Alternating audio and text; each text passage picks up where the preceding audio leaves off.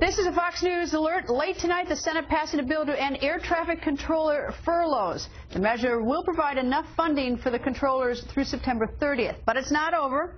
The House must vote on this. The House is expected to vote tomorrow. And while Congress is trying to spare the FAA from the sequester acts, one federal agency, though, already has apparently immunity, the office implementing President Obama's health care law. That's right.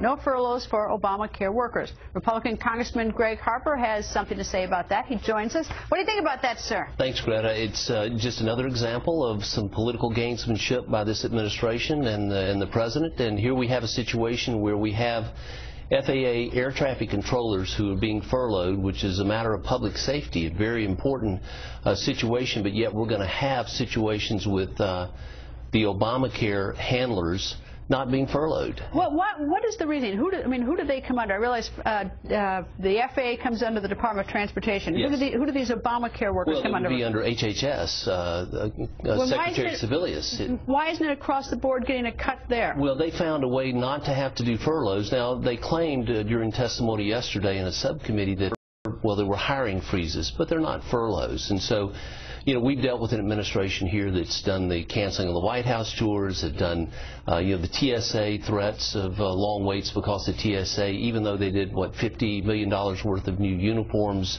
just a week before sequester hit.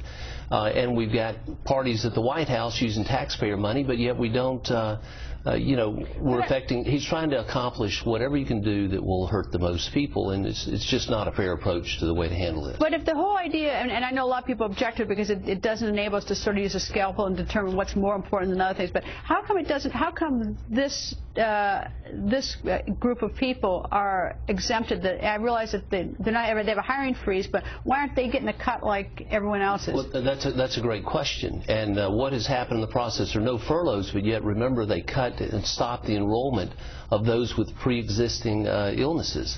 That's something that would be of the most most important to people who were suffering. That's been cut? They canceled the registration for that a couple of months back. Those are the people who can't get anything someplace else. Yes, and so we stopped that, but yet the Secretary has over $2 billion worth of money in her fund for preventive medicine or preventive care that they've used to do things like a pet neutering program and also for lobbying for the soda tax. And they're planning on using half of that to hire navigators. So not only have they not furloughed, this department within HHS is advertising jobs right now that are open and that they're hiring for. So it's what we're dealing with this administration right now, which is hurting as many people as possible. All right. So I'm sure. I mean, you're saying that this is totally political. Look. And what would they say if they were here? They would certainly say, if we're talking about just the air traffic controllers, they would make an argument that it's not political and they're trying to make other cuts. And I know the Senate's that will give them the flexibility within the agency. And I'd submit they probably already had the discretion to take care of that without this bill that we're going to see tomorrow from the Senate. You know, it all boils down to everyone not doing his job in the first place in August of 2011.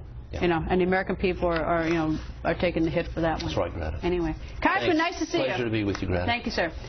Up next, disturbing news.